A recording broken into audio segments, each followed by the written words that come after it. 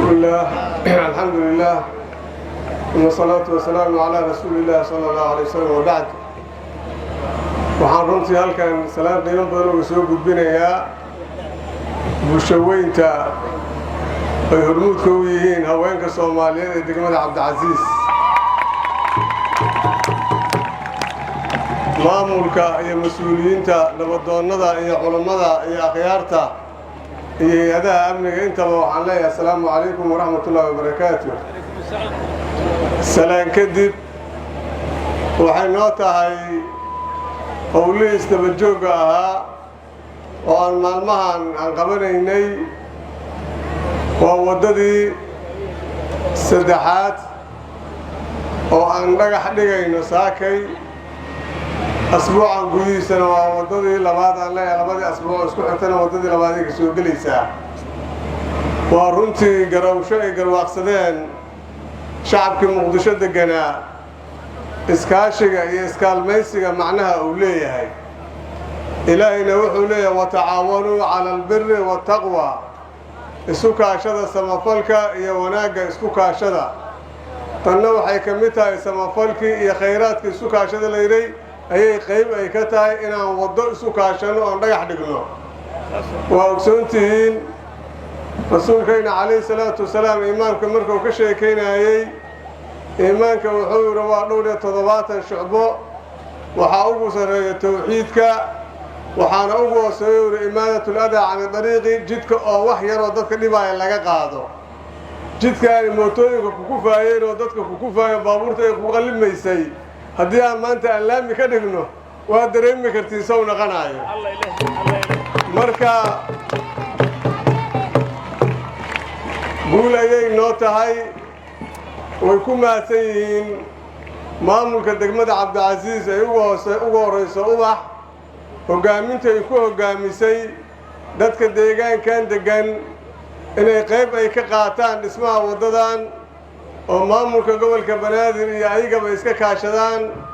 ganacsatadii iyo dadkii hantidaan lahayna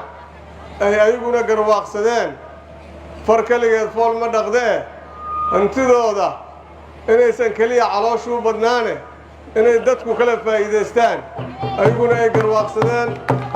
ay oggolaadeen inaan maanta waddadan aan dhagax dhigno markay ii yimaadeen oo aan wada hadlayna waxaan idhi ayadoon 100,000 akoonkiin kuugu jirin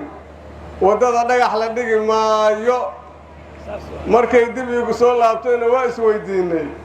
waxay yidhaahdeen 100,000 aad noo sheegtay kor aan u dhaafno xoogaa 20 aan ku darsannay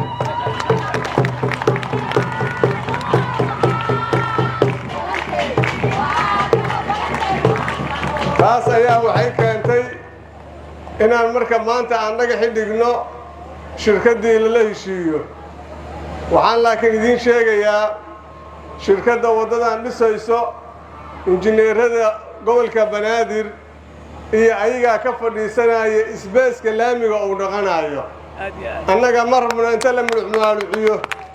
in maaragta la yidhaahdo laamiga aan dhisnay hore looga tago 2 bilood ama hal sano kadibna ay biyaha la tagaan ma aqbali karno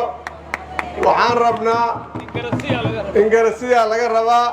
marka shirkaddu intaysan bilaaban waa inay la fadhiistaan injineerada howlaha guud agaasimihiisa howlaha guud waa ila fadhiyaa waa ila joogiyaa calaa kulli xaal meeqa sentimitro naqanayaa laamiga jaayga carrada lagu shubaayo nuucay naqanayaan laamigaan hadduu jajabo imidiyaa dayactirkiisa iska leh ilaa meeqa sana idinku soo laabanaysaa biyaha xaggeed geynaysiin su'aalahaasaa ka horreeyo su'aalahaasi marka laga jawaabo ayay shirkaddu ay qaadaysaa qandar ay shaqada qabanaysaa laakiin haladhay kaliya ma rabna haddii ilaa yidhaahdo Soomaalidu waxay taqaanaa wax la ismarmariyo marka ma aan se gawish la marinayo malmalaada ma aan laamigu haddii ilaa yidhaahdo sidaas marka waxaan rabnaa annagoo akhyaarta iyo odayaasha uga mahad celinayno maaragtay goobjoogga inoo yihiin waxaan leenahay waddadaani haddii shalay la dhihi jiray horta way burbursaneed oo hadda waddabuba qabtidoo jidcaddaad u qabtaa laakiin maadaama guriga ugu dheer ninkii ka dhisa uu yahay Cali Mahdi Allah u naxariisto odaygii beledkaana uu yahay madaxweyne Cali Mahdi Allah u naxariistee waxaan rabaa haddii ilaahay inaan u bixino wadada Cali Mahdi